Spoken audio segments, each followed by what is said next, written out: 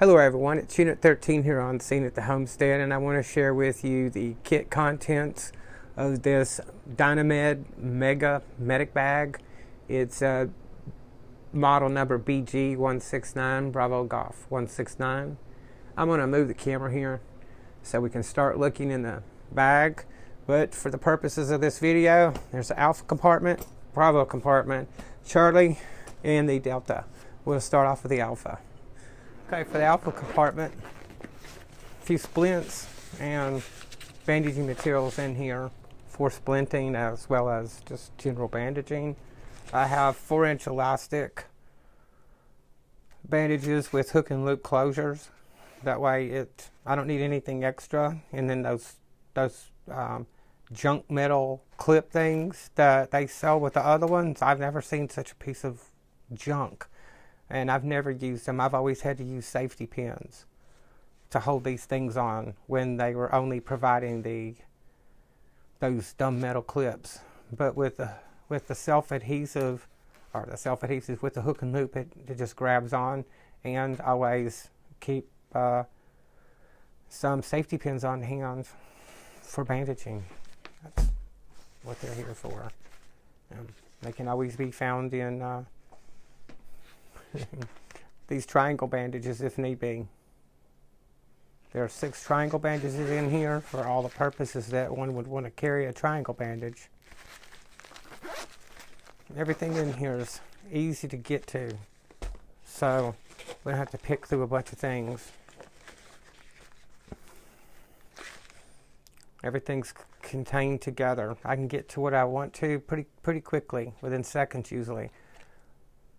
There are 2 types of tape here in this kit. There's waterproof cloth tape, and then there is small roll of paper tape. And then for backup, I have electrician's tape. Whoops. I have electrician's tape. This is, to me, I like this better than duct tape for bandaging. It's, I don't know, it seems to work better for me. Anyway. Also, I like it because it keeps its flexibility if it's not stretched out completely when it's applied. For bandaging, taping is the self-adhesive bandage. I like, right now I'm just keeping this 2-inch like this. I like the kit set up like this with the 2. It's just as effective as the 4, it just takes a little bit more rolling. If I had some 4-inch rolls, I would probably substitute this or add an additional one with more of these, with more 4-inch. And for the splints, these can splint, these 2 36-inch splints here can splint the leg or our entire arm.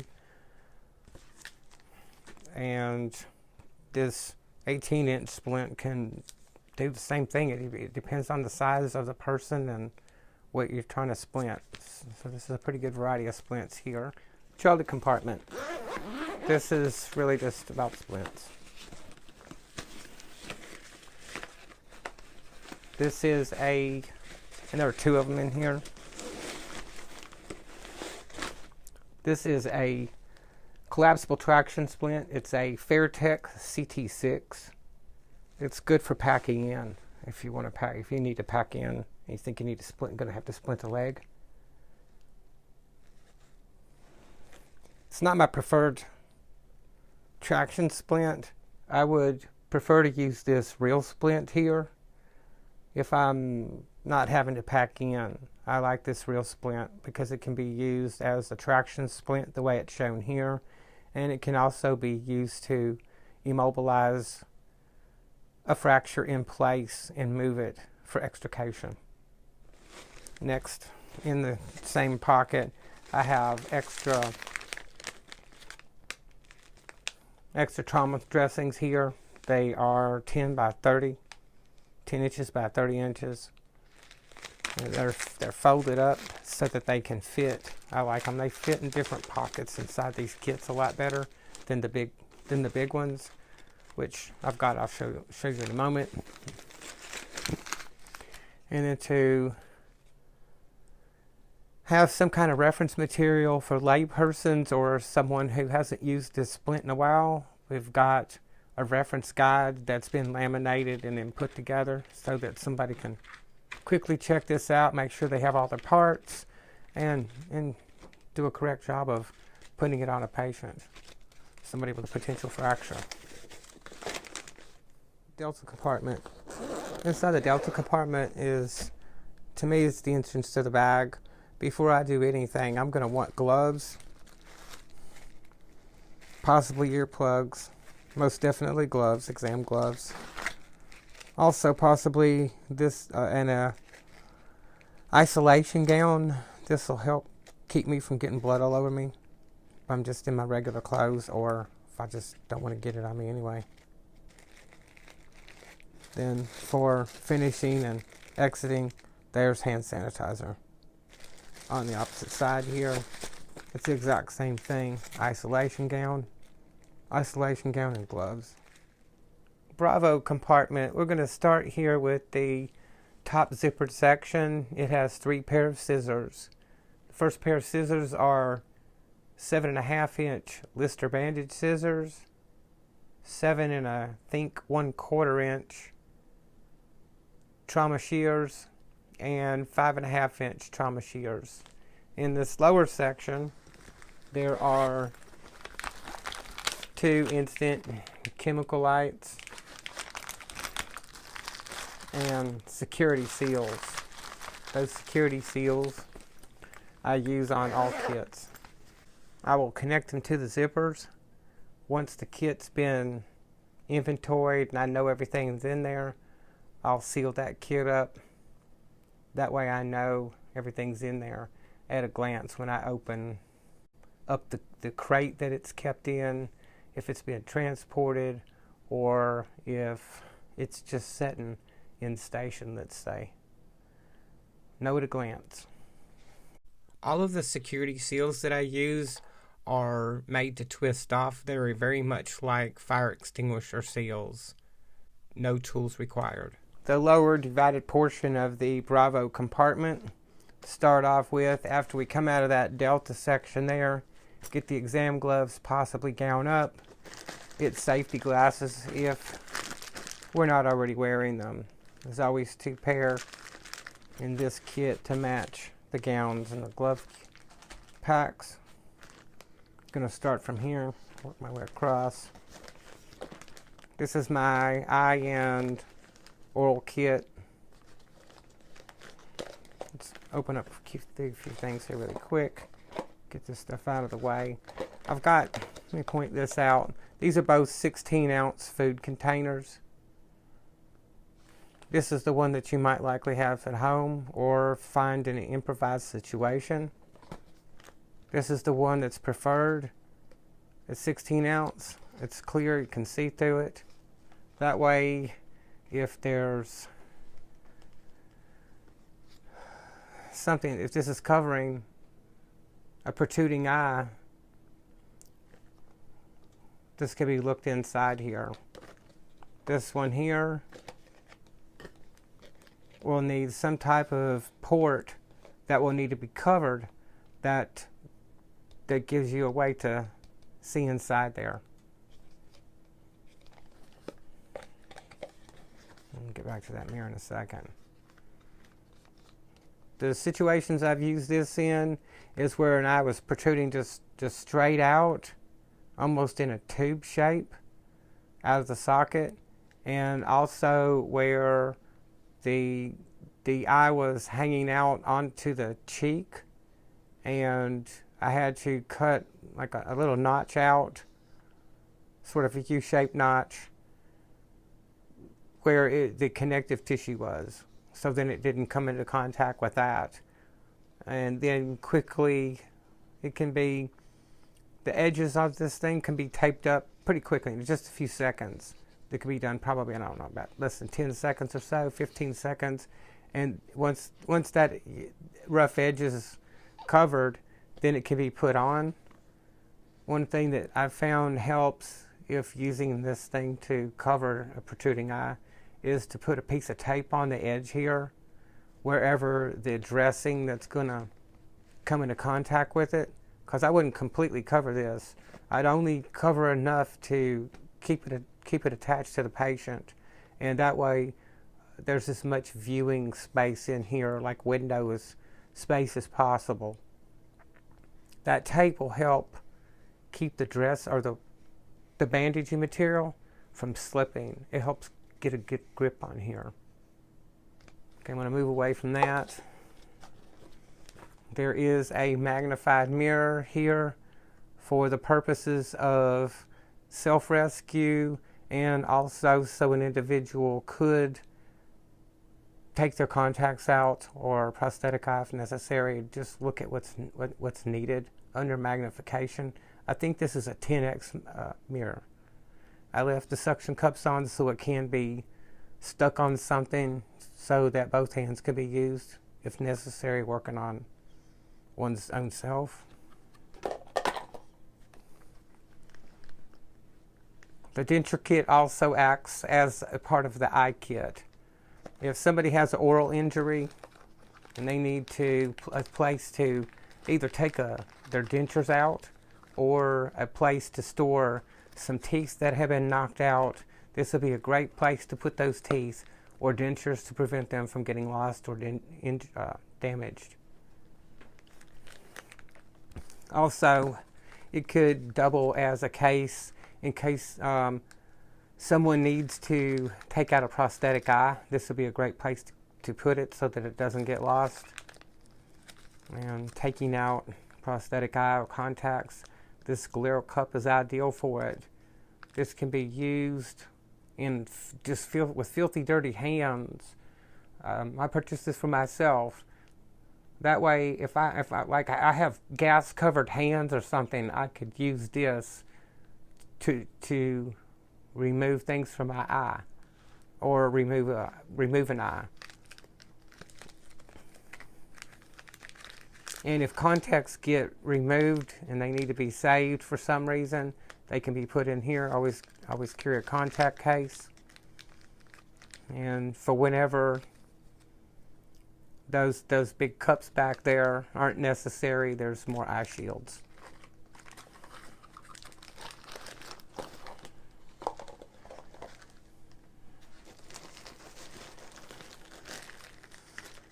Also for oral injuries, there are these pre-made packs that I received from the dentist that I didn't use them.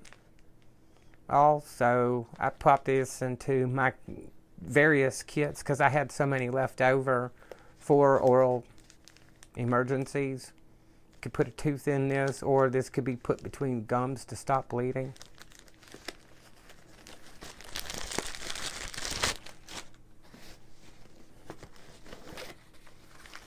More along the line of eye care, there are sterile eye cups in here to fill up for soaking the eye or irrigating the eye.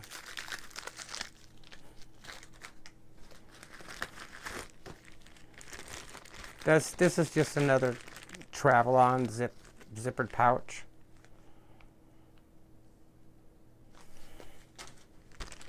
Goodness, I hope that's staying in focus. This is the third time I've had to film this. It keeps going out of focus for some reason.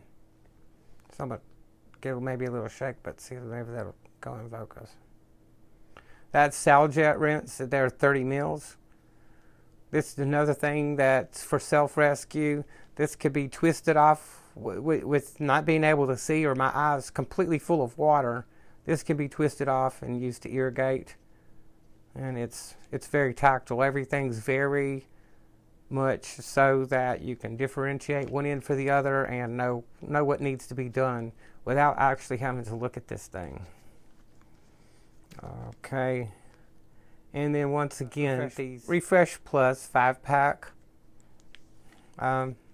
They're all over the place. These things are really handy.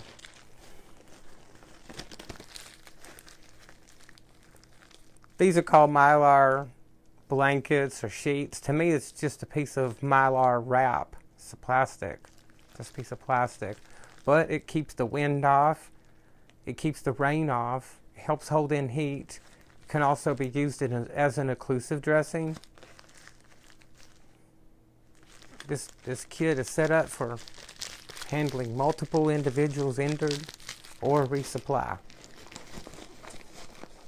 Also down in the same pouch, and speaking of occlusive dressings, the Vaseline dressings are used primarily, at least in this kit, for chest wounds where we need an occlusive dressing.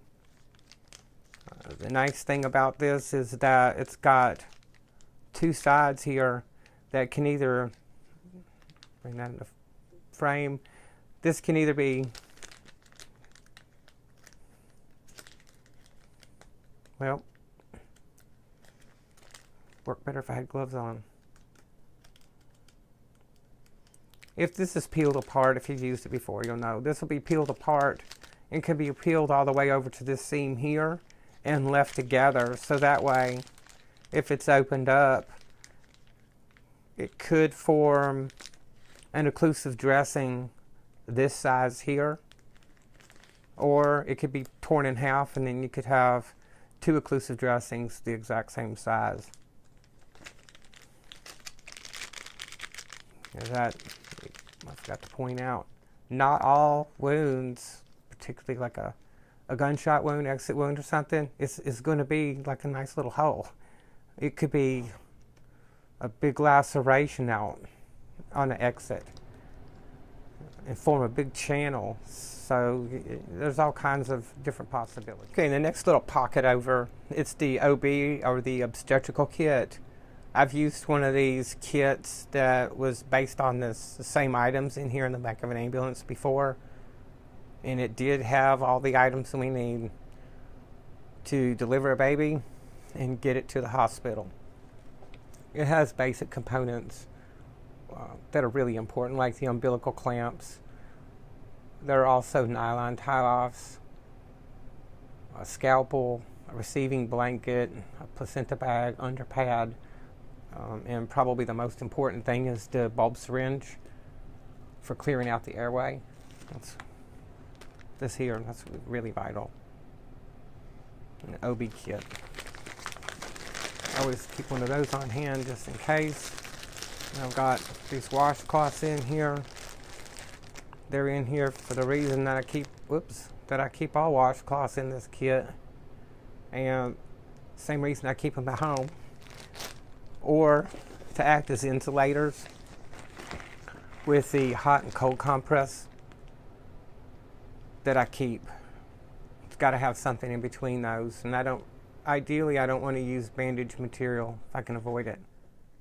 I'd rather give up one of those cheap washcloths. The cold compresses are kept in a CD case. It's just a plastic, so mostly soft CD case, but it will keep these from getting perforated easily and abraded as stuff moves around in here. That's one of the things that I've seen get these. They'll separate the seams sometimes or get perforated and make a really nasty mess. There are 2 instant cold compresses in there and 2 instant hot compresses. In the back section here are the zippered pouches with bandaging materials. They're set up for either resupply or to go out and use them. Bandage up a patient somewhere. There are 10 4x4s in this Ziploc. There are 10 4x4s in this one. There are 6 5x9 Surgi pads in this Ziploc. Same thing for this one here. So there's 12 and 20. 12 of the Surgi pads, 20 of the 4x4s. The next zippered pouch is a double-sided. I won't open the top. The top contains the exact same items that the last zippered pouch did. There are 6 Surgi pads, 20 4x4s. Then on the flip side of this is Curl-X. There are 8 rolls of Curl-X, some sterile, some non-sterile. Really prefer that Curl-X. They can be used for a lot of different scenarios. Okay. There's that one, and then there is an identical bag set up the same way. These bags can be taken and used as resupply or walked off and start bandaging up. Behind that, I have several CSR wraps. These are wraps for wrapping surgical packs. I found them to be pretty handy for sitting down on the ground so I can maybe spread out my medical equipment and it doesn't have to come into contact with the dirty surface of the ground. I believe these are 20 by 20 in size. And I mentioned before over there in the Charlie compartment about the different size trauma dressings. Here are a couple. Wow, it's hard to get those in the frame here. Here are a couple of those trauma dressings. They're both 10 by 30 inches, but this one's folded up several different ways, and this one isn't.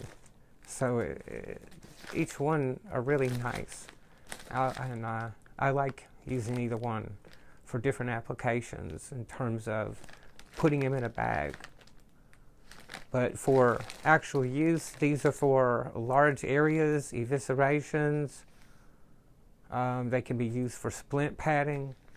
There's a lot of different uses for these trauma dressings. I don't know if I've mentioned amputation stumps, but this is another one to be used for that.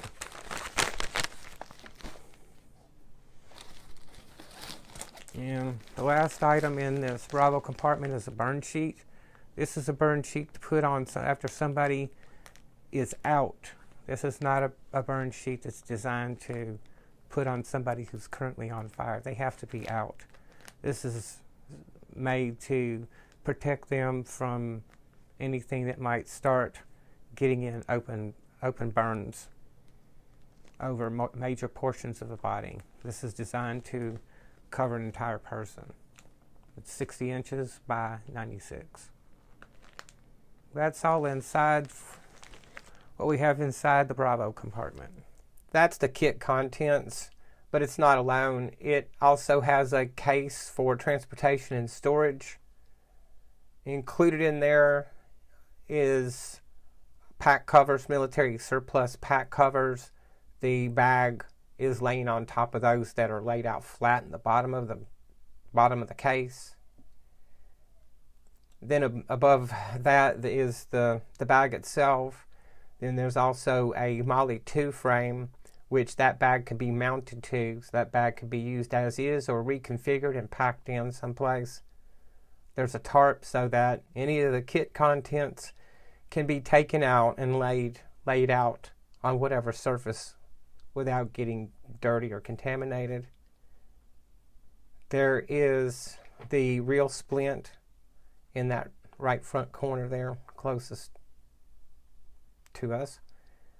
And then a quick litter folded up into a dump pouch that makes it easy to put in and take out. That's all for the Mega Medic bag. This is Unit 13. I'm out. Rescue 82, person down, 1727 North Taft Avenue. Agent of Rescue 5, unconscious, 6467 West 80.